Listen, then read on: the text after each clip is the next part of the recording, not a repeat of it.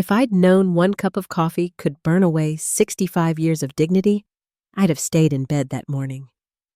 I was sitting quietly at the breakfast table in my daughter Sarah's sunny kitchen, cradling a warm mug in my hands. She'd brewed a fresh pot, too strong, the way her husband liked it. I thought it'd be a calm morning. I thought I was safe. "Grandma?"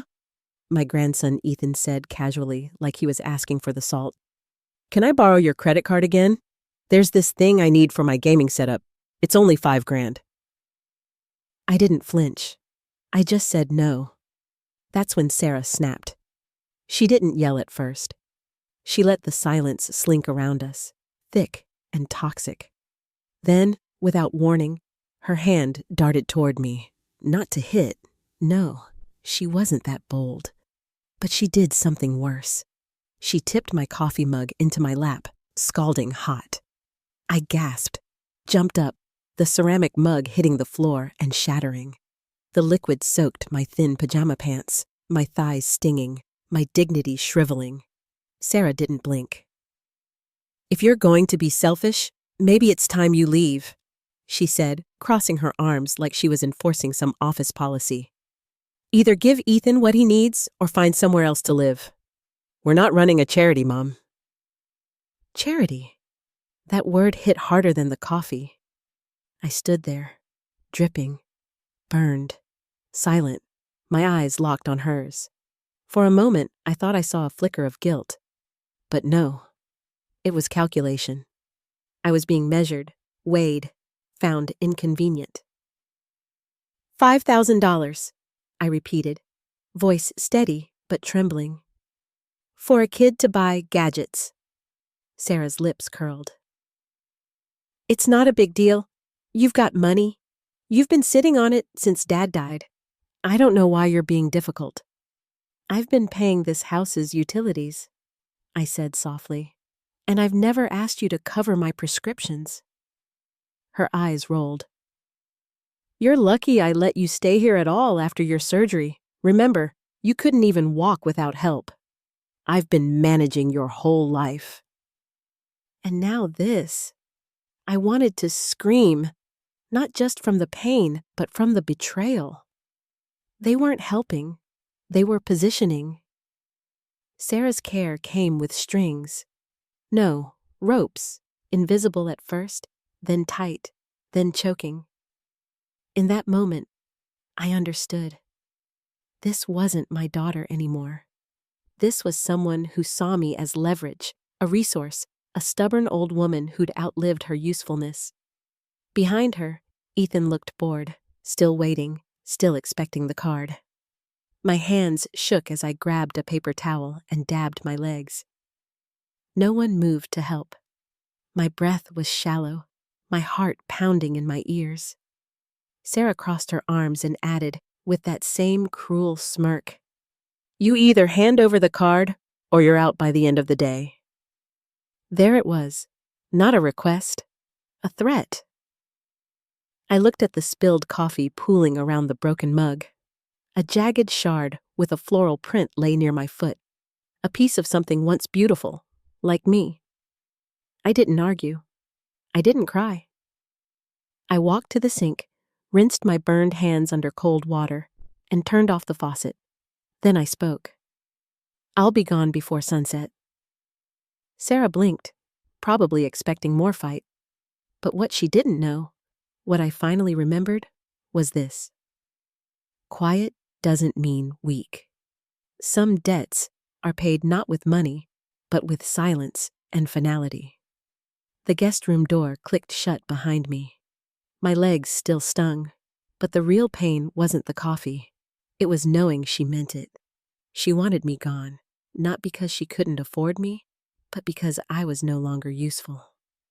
I sat on the edge of the bed, the one I'd slept in after my hip replacement, the one Sarah had tucked me into at first, like I was still her mother, not her burden. She'd insisted I stay, called it temporary. I'd been grateful, stupidly grateful. Now I saw it for what it was, a trap. She managed my prescriptions, groceries, utilities, for convenience, she said. She handled my banking so I could rest. She told neighbors I was too tired to socialize when she never even told me they'd stopped by. I let her help me right out of my independence. I moved slowly to the closet. My suitcase, dusty but intact, sat on the top shelf. I pulled it down, clutching the dresser for balance. My hip ached, but I didn't wince or groan. Pain was familiar. What hurt more was that no one knocked, no one checked on me. Sarah had screamed loud enough for the whole block to hear, and Ethan had watched me flinch and fumble for words, but they didn't care enough to follow, to soften the blow. I opened the top drawer and pulled out the envelope I'd hidden months ago beneath spare linens. Copies of my birth certificate, insurance cards, a printout of my bank's routing number. I hadn't known why I'd stashed them then, but now it made sense. Some part of me knew this day would come. As I packed, I made no sound, no sobs, no muttering. I folded each piece of clothing with steady hands, rolled up my jewelry pouch, just costume pieces and one pearl ring from my late husband, but mine. From the hallway, I heard the low hum of the TV. Sarah was back to her routine, watching some HGTV show she'd claimed I wouldn't get. Ethan was probably in his room, headphones on, spending someone else's money online. I zipped the suitcase and sat for a moment, scanning the room. The framed photo of Sarah and me at her college graduation still sat on the dresser. She'd insisted I be in that picture. I'd looked proud then. I wasn't proud now. I was awake. The doorknob turned briefly, then stopped. They heard me packing, but didn't care enough to open the door. Or maybe they hoped I'd disappear quietly. They didn't know me at all. I sat back, suitcase at my feet, heart pounding like I was in the ER again, waiting for a diagnosis. But I already had one. I wasn't broken. I was discarded, and that meant I was free. I picked up my phone and scrolled to a name I hadn't used in months. Robert M., retired attorney, my old neighbor, still kind. I hit call. He answered on the second ring. "Ellen, everything okay?" "No," I said, voice steady. "But it will be." It was quiet after I hung up with Robert. That awful buzzing silence that only exists in houses where love used to live. I sat, one hand on my suitcase, the other brushing the nightstand where my reading glasses usually sat. I hadn't read in weeks. Not since I last felt like a person in this house, instead of inventory. Then I noticed my purse, lighter than usual. I unzipped the front pocket. No wallet, no bank card, no ID. My heart skipped. I checked every zipper. Nothing, just loose mints, tissues, and old lipstick. I'd had my wallet yesterday. I'd used it to buy my prescription cream at the pharmacy. Sarah had driven me, insisted on holding my bag while I walked slowly. I thought she was being kind. No, she was seizing an opportunity. I could hear her voice from months ago, casual. "Let me handle your bills, Mom. It's easier if everything goes through one account. I'll set up autopay. You focus on healing." So I let her. Handed over access, passwords, accounts. I trusted my daughter. Now I couldn't recall the last time I saw a bank statement with my name on it. She'd gone paperless to simplify. What a fool I'd been. The words rose like bile. They loved my money more than me. I wasn't family. I was a line item. I walked to the dresser and opened the second drawer. I kept a small notebook there, the kind I used for grocery lists when I lived alone. On the last page, I'd jotted my account numbers months ago, just in case. I stared at them. Familiar, mine. But when had I last seen the card? I checked the jewelry box, under the mattress, even inside my old Bible. Nothing. They didn't just ask for my money, they took it. I sat on the bed, dizzy. The coffee's sting had faded, but a colder burn took its place. A humiliation like rust in my throat. Worse, I'd let it happen. I'd let her become my keeper, told myself she was helping. But she was stepping in front of me, over me, around me. I hadn't seen it clearly until now. Not when she told the book club I was too tired to join. Not when she intercepted bank calls. Not when she pre-approved my Amazon orders like I was a child. She'd been locking doors gently, one by one, until I had nowhere to go. That was the part that nearly broke me. I wasn't weak. I'd survived 30 years in the ER, my husband's death, a hip that shattered like glass. But I hadn't survived this gracefully. I looked at the graduation photo again. Sarah wore that smug smile even then, before I knew some daughters don't grow up to love you back. They grow up to use your shadow. My phone buzzed. Robert, texting. I'm outside. Ready when you are. I stared at the screen, then at the broken trust scattered invisibly across the room. I wasn't just leaving a house today. I was leaving the lie that I still mattered to her.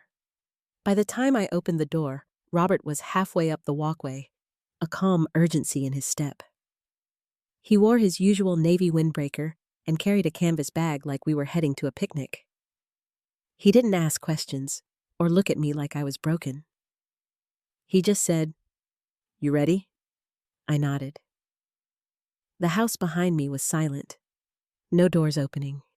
No footsteps rushing to stop me. That silence was proof they thought I wouldn't leave, that I couldn't. Robert picked up my suitcase and took the smaller tote from my shoulder. Got everything? He asked as we reached his car. Everything I still own, I said. He opened the passenger door.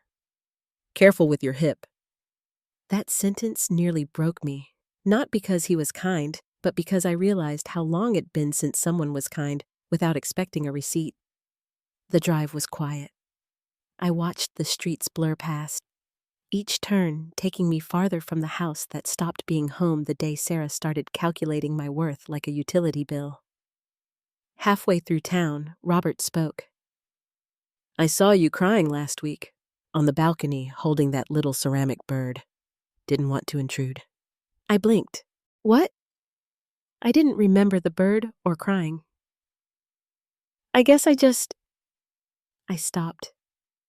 It felt like I was living someone else's life, a smaller one.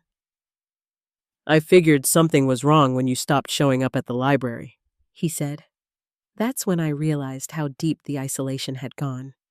Sarah didn't just take my money. She took my routines, my friendships, my freedom to walk 2 blocks and sip bad coffee from a paper cup with the retired knitting group. She didn't lock me in a room. She just made the world harder to reach. You're not the first I've helped like this, Robert said quietly. Older folks getting managed out of their autonomy. Happens more than people admit. I said nothing, holding back tears like they were passengers who'd missed their stop. I made some calls this morning, he continued. There's a place you'll like, a senior community with independent units. You mentioned liking the one with the koi pond. I turned to him. That place is too expensive. I saw the brochures. Sarah said it wasn't realistic. Sarah also said you needed help ordering socks, he said dryly. Don't give her authority she didn't earn. That made me smile, barely.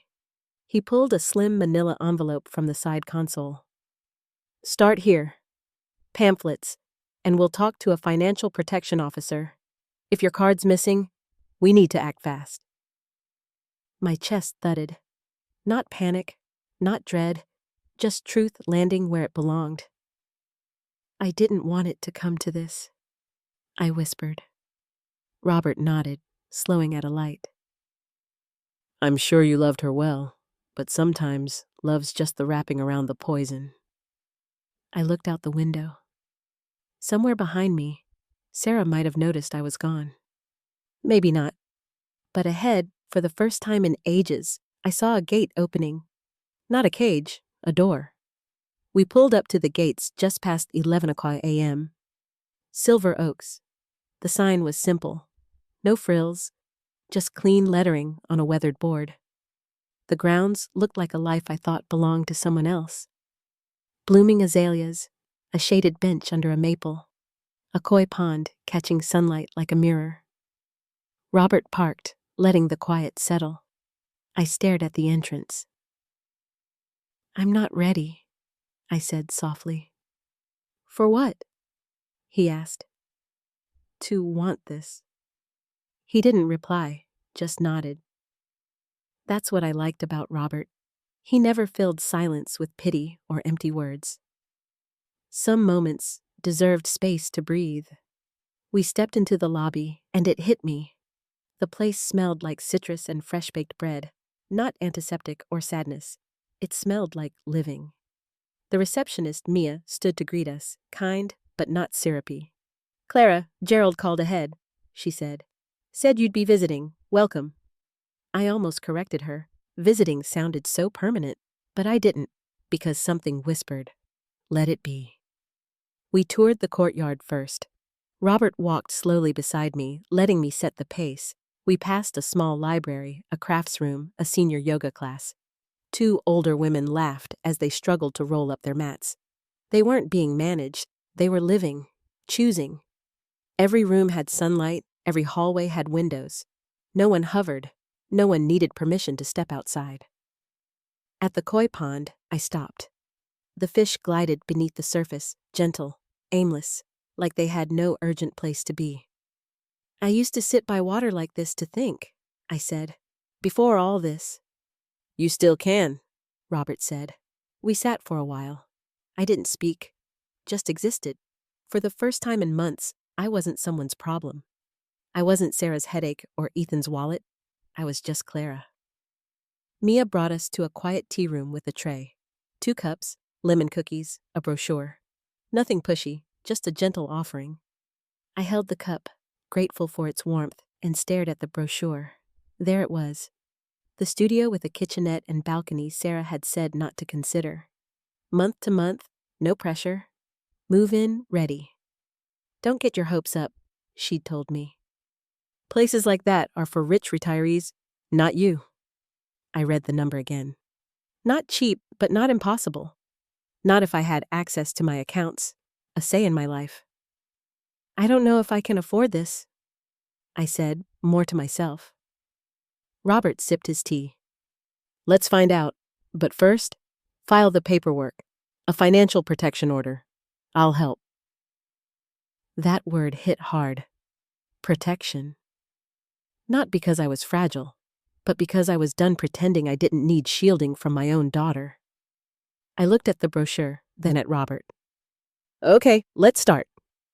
At Robert's kitchen table, I spread out every document I had: insurance cards, old bank statements, a folder labeled Medicare that Sarah had mocked for being so old school, and a tear-streaked notepad where I'd scribbled every suspicious moment. "It's messy," I said, "but I tried to keep track."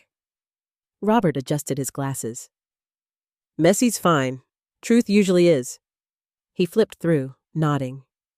"Recurring charges from stores you don't shop at. A Netflix profile named Ethan Gamer. PayPal withdrawals at 3:00 a.m. This is good. Really good." I sat across from him, hands folded, back straight. I didn't feel small anymore, just focused. I had something they didn't expect. Evidence. The bank card was gone, but my memory wasn't. Looking back with clear eyes, the picture sharpened. Sarah had taken control under the guise of love, but it was strategy. "Got a printer?" Robert enforcement contacts. As I signed the final form, he said, "You've done something most people never do." "What's that?" "Ended the cycle. Not with a scream, but with a locked door and a clear name." I leaned back, and for the first time since John died, I believed I'd come home to myself. It happened on a Thursday, just after lunch, when Silver Oaks halls were quiet, the sun casting a soft golden glow, especially over the koi pond. I was on a garden bench with Evelyn, our hands resting on a folded quilt between us. We'd just finished chatting about the knitting club schedule and how the new members never wound yarn properly. Robert was due to join us. Then I saw them, Sarah and Ethan, storming up the curved brick path to the entrance. Sarah's stride was furious, too fast. Ethan lagged behind, slouched, entitled, the way he'd been since the $5,000 coffee incident. They wanted a showdown, but they didn't know I had nothing left to lose. The security guard, Doris, sharp-eyed and steady, stepped out before they reached the door. Sarah gestured wildly, pointing past Doris toward the garden. Ethan shoved his hands in his hoodie pocket, rolling his eyes. Doris stood firm. I didn't get up, didn't run, didn't flinch. Evelyn glanced at the entrance and stiffened. Should I call Robert? No, I said. Let her see me calm. I wanted Sarah to witness peace that didn't beg for her approval. She spotted me through the glass, pushing toward the desk. Doris blocked her. Sarah's voice rose. I couldn't hear the words, but their shape was familiar. Rage, desperation, control slipping through her fingers. Ethan noticed me too. His eyes met mine, and for a second I saw panic, not because he missed me, but because the money was gone and I wasn't a resource anymore. Doris raised a hand, pointing firmly to the parking lot. Sarah threw her arms up. Ethan muttered something and turned first. Good. Let the boy lead for once. Sarah stood another moment, arms stiff, face pale with anger, lips trembling. She mouthed, Mom! But I didn't move, didn't wave, didn't rise. I stayed on that bench, holding Evelyn's hand, wrapped in the quilt John used to drape over me during Wheel of Fortune reruns. They left. I watched until their shadows vanished from the driveway, until their car's engine rumbled away, no longer holding my life inside it. Evelyn exhaled. You didn't blink. I smiled. I already said goodbye. They're just hearing it now. Later, Robert arrived with a bag of scones and flowers from his garden. I told him what happened. He nodded. They'll try again. I know, I said, but I won't. That night, I wrote in my journal. When they came with fury, I stayed with peace. That's how you know it's over, when you don't need to yell back. I tore out the page, slipped it into a small frame by my bed. Next time they come for a reaction, they'll find only their reflection on the other side of a locked door. 2 days later, a small ivory envelope appeared in Silver Oak's mailbox, hand-addressed in Sarah's unmistakable cursive, slanted just enough to feign elegance. I stared at it for a minute, not because I didn't know what it was, but because I did. Evelyn saw me in the lobby, letter in one hand, coffee in the other. From her? I nodded. Want me to open it? No, I said. I don't need anyone else to see this lie. I took it upstairs, laid it on the writing desk John used for taxes and letters to his army buddies, and waited until the sun hit the far window. Then I sat, took a breath, and opened it. The first word, Mom. Not dear, not I'm sorry, just Mom, like she still had that right. The first paragraph was predictable. Shaky regret, how things got out of hand, how she never meant to push me aside, how it happened so fast. She called it a misunderstanding, like a Band-Aid. Then the real reason, line 3, we're struggling now, bills piling up. Ethan didn't qualify for the car loan. There it was, the ask. The apology was bait, as always, and I was supposed to bite because I used to, because I once believed in second chances without proof. But I wasn't the woman who let Sarah rearrange her mail and call it kindness, who softened instincts to keep peace. I'd made peace with something else. Not every daughter is a blessing. Some are warnings. The letter ended. Maybe we can talk.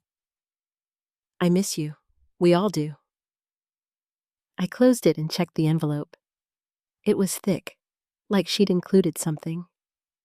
Inside was a check, drawn from a joint account she'd set up to streamline things, uncashed, torn at the corner. $3,500, memo car repairs. I hadn't written it, but my name was printed on it, clear as day. She'd kept it, forged it, or both. I didn't need to know. It wasn't an olive branch. It was bait, dangled with fake tears and a familiar signature. I folded the check. Once, twice, again, until it vanished in my palm like every false promise she'd made. I walked to the shredder. No words, no flinch, just paper turning to dust. I left the envelope open on my desk, a carcass, a reminder that not every letter deserves an answer.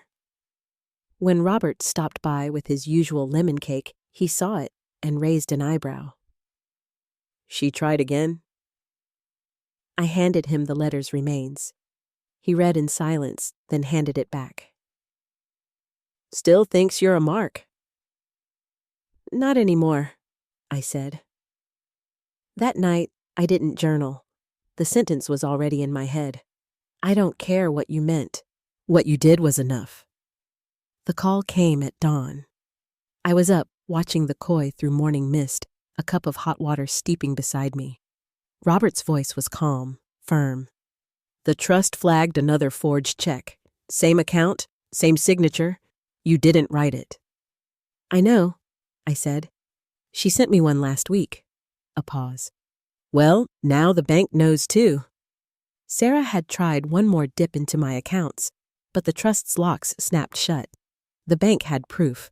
Withdrawals, signatures, emails from her IP, a voicemail asking about her mother's balance, as if she still had rights to my name. She wasn't subtle. She was desperate. Robert continued.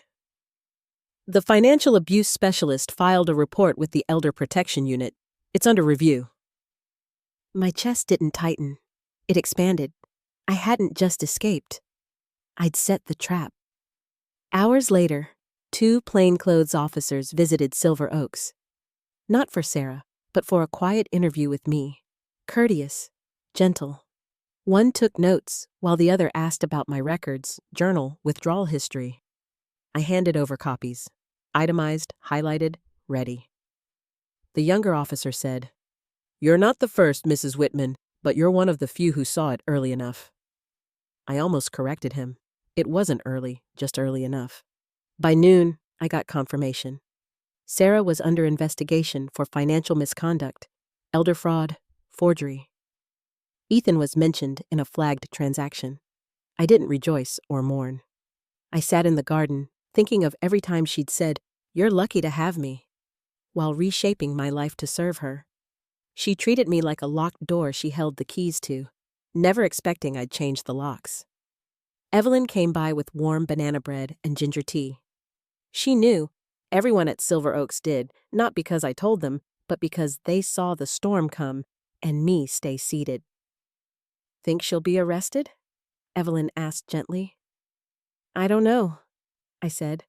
It's not up to me anymore. That was freedom, not vengeance, distance. Sarah had lost what she couldn't forge, access to me, my name, my mind, my life. She didn't just lose money, she lost the game. When you bet on someone's silence and they speak, you realize you were never winning. That night, Robert and I sat on the back patio under a wide navy sky. He poured us small glasses of wine and said, She underestimated you every step.